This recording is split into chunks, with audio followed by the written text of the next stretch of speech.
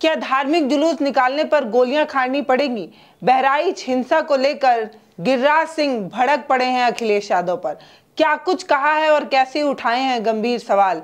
इसके अलावा गिरिराज सिंह हिंदू स्वाभिमान यात्रा जो निकाल रहे हैं उस पर इनके ही अपने दल एनडीए में छिड़ गई है रार, बीजेपी और जेडीयू में हो गई है दरार और एलजेपी ने कैसे सिखा डाला है राजनीति का पाठ, ये हम आपको इस वीडियो में बताएंगे। बहराइच हिंसा को लेकर हर इंसान अपने अपने हिसाब से टिप्पणी कर रहा है, खास तौर पर राजनीतिक पार्टियां। आप सबको पता है कि अपने अपने हिसाब से इस हिंसा को मोड़ने की कोशिश क्यों की जा रही है, क्योंकि उत्तर प्रदेश में उपचुनाव है और बिहार में विधानसभा चुनाव है। ऐसे में अखिलेश यादव और गिरिराज सिंह के बीच में कैसे हुआ बवाल, क्या है पूरा मामला, ये हम आपको तसल्ली से बताएंगे। लेकिन उससे पहले नमस्ते, मैं पल्लवी हूं और आप भारत एक नई सोच देख रहे हैं। बिहार में अगले साल विधानसभा चुनाव होने वाले हैं और विजयादशमी के बाद राज्य में जो सियासी यात्रा है वो भी शुरू हो गई है। ऐसे में केंद्रीय मंत्री और बीजेपी के फायर ब्रांड नेता गिरिराज सिंह ने कैसे हिंदू स्वाभिमान यात्रा को लेकर जो बात कही है उससे कैसे एक घमासान शुरू हो गया है। उनकी यात्रा का विरोध खुद उन्हीं की जुड़ी पार्टियों ने किया है, यानी कि एनडीए के जो सहयोगी दल रहे जेडीयू और एलजेपी, वो कैसे जो है वो विरोध कर रहे हैं या विरोध दर्ज करा रहे हैं, क्या कह रहे हैं, ये हम आपको बताएंगे। और बताएंगे कि जो जेडीयू नेता है नीरज कुमार, उनका कहना है कि जाति धर्म का हवाला देकर ये गिरिराज सिंह को समझाने का प्रयास किया उन्होंने कि देश जो है वो संविधान से चलता है और आप भी जब सांसदीय पद ग्रहण किए हैं तो आपने भी संविधान की ही शपथ ली थी। शपथ की याद दिलाते हुए उन्होंने ये बताया, नीरज ने ये कहा कि देश जो है, देश में आज भी संविधान है और संविधान ये कहता है कि किसी भी जाति धर्म और मजहब से ऊपर उठकर काम करना चाहिए। इस तरीके का पाठ उन्होंने पढ़ाया है और ऐसा ही विरोध जो है वो एलजेपी की तरफ से भी देखने को मिला और एलजेपी ने भी नसीहत दे डाली है गिरिराज सिंह को। क्या कहा है वो हम आपको बताएंगे, लेकिन सबसे पहले ये जानिए कि कैसे अखिलेश और गिरिराज सिंह के बीच जो है वो विवाद छिड़ा, कैसे गिरिराज सिंह ने अखिलेश को घेरा। बनारस पहुंचे केंद्रीय गिरिराज मंत्री, बहराइच हिंसा मामले पर उन्होंने कैसे सपा प्रमुख अखिलेश यादव को निशाने पर लिया। उन्होंने कहा कि हिंसा के लिए अखिलेश यादव और कांग्रेस और टुकड़े टुकड़े गैंग जो है वो जिम्मेदार है। गिरिराज सिंह ने आगे कहा कि अखिलेश के पिता जो है वो हिंदुओं पर गोली चलाया था, उन्हें अगर याद हो तो। सपा हमेशा से ही बांटने वाली राजनीति करती है। अखिलेश यादव जी से मैं पूछना चाहता हूं, यानी कि गिरिराज सिंह कह रहे हैं कि अखिलेश यादव से मैं पूछना चाहता हूं कि आपके पिताजी ने जब गोलियां चलाई थी हिंदुओं पर और कार सेवकों पर, वो उस समय तो देश नहीं बटा था, तब तो देश का बंटवारा हिंदू मुस्लिम के आधार पर नहीं हुआ था, धर्म के आधार पर नहीं हुआ था। और आज जो है वो आप इस तरीके की बात कर रहे हैं। क्या हमें रूट देखकर निकलना पड़ेगा? क्या धार्मिक यात्राएं अब रूट देखकर निकलेंगी? दुर्गा माँ की प्रतिमा के विसर्जन के दौरान हमें जो है वो अब गोलियां खानी पड़ेंगी?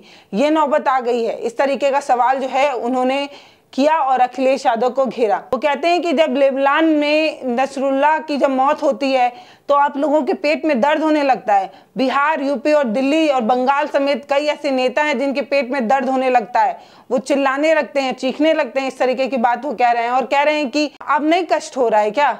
अब जब इस यात्रा में किसी की जान चली गई है तब नहीं आपको कष्ट हो रहा है? हम तो यात्रा निकालेंगे और ये यात्रा जो है हम निकाल कर लोगों को ये बताने की कोशिश करेंगे, जब आप कटेंगे तब तब आप बटेंगे। इस तरीके की बात कहीं ना कहीं मुख्यमंत्री योगी आदित्यनाथ की बात को आगे बढ़ाते हुए गिरिराज सिंह ने ये बात कही थी। सबसे पहले योगी जी ने ये बात कही थी कि जब हम बटेंगे तो हम कटेंगे, इस तरीके की बात, जब हम कटेंगे तो हम बटेंगे, इस तरीके की बात उन्होंने कही थी।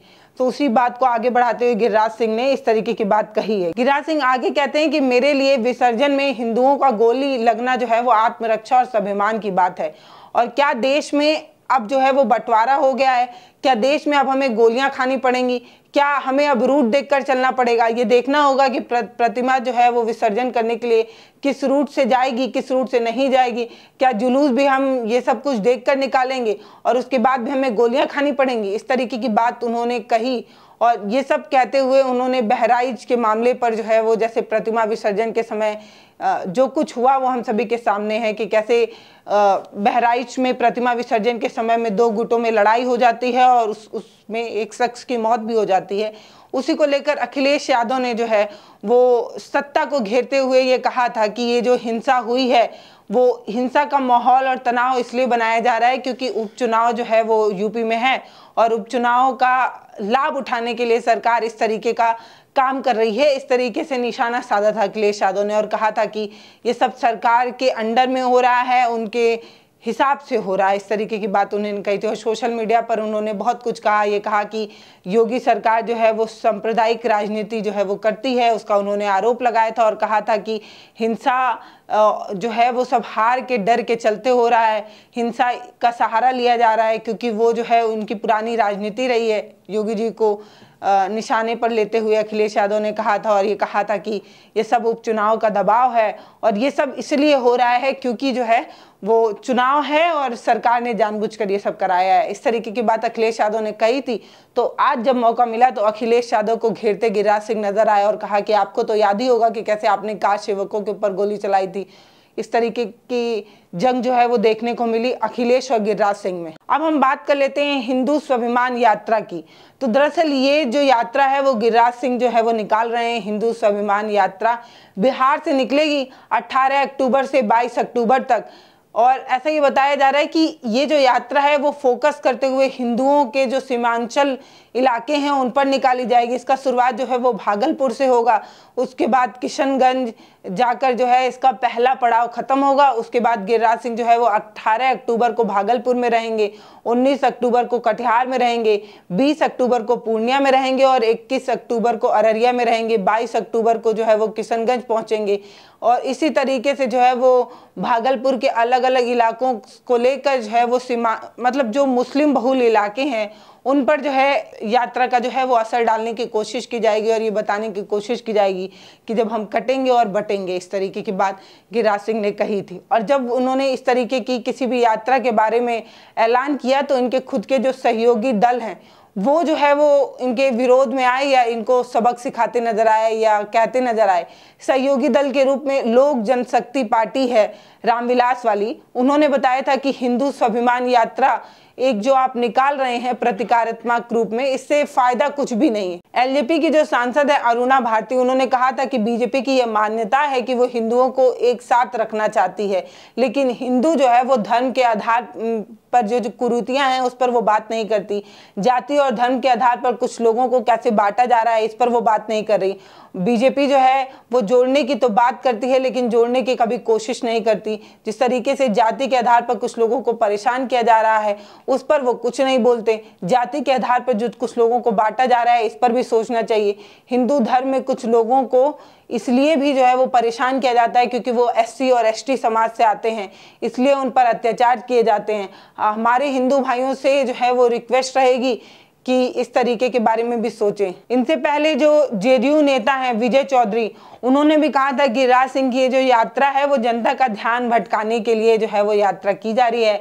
बिहार और देश के विकास की बात करिए, इस तरीके का फालतू बात मत करिए। जनता सिर्फ विकास की बात करना चाहती है और विकास ही सुनना चाहती है। जनता का ध्यान भटकाने के लिए इस तरीके की यात्रा की जा रही है। इस तरीके का जो है वो मुद्दा बनाया जा रहा है। मीडिया के लोग हों या आम जनता हो, सब विकास की बात सुनना चाहते हैं। तो गिरिराज सिंह हो या अखिलेश यादव हो या तमाम अलग अलग पार्टी हो, सब इस तरीके की हिंसा का इस्तेमाल अपने अपने ढंग से कर रहे हैं, अपने अपने वोट बैंक को साधने की कोशिश कर रहे हैं। बाकी आपसे रिक्वेस्ट है कि प्लीज शांति बनाए रखिए, अपना और अपनों का ख्याल रखिए और कानून व्यवस्था पर यकीन रखिए। न्याय जरूर होगा और जो लोग दोषी हैं उनको सजा जरूर मिलेगी। बाकी नमस्ते, मैं पल्लवी हूँ, आप भारत एक नई सोच देख रहे हैं। अगर आप मेरा वीडियो फेसबुक पर देख रहे हैं तो हमें फॉलो करिए, यूट्यूब पर देख रहे हैं तो सब्सक्राइब करिए। और एक आखिरी बात, उपचुनाव हो या बिहार में विधानसभा चुनाव हो, वोट डालने से पहले ये जरूर देखिएगा कि कहीं आप तुष्टीकरण की राजनीति में तो नहीं फंस रहे, कहीं आपको मूर्ख बनाकर आपका वोट तो नहीं लिया जा रहा। सजग रहिए, सतर्क रहिए और वोट देने से पहले अपना विवेक का भी इस्तेमाल करिए। बहुत बहुत धन्यवाद।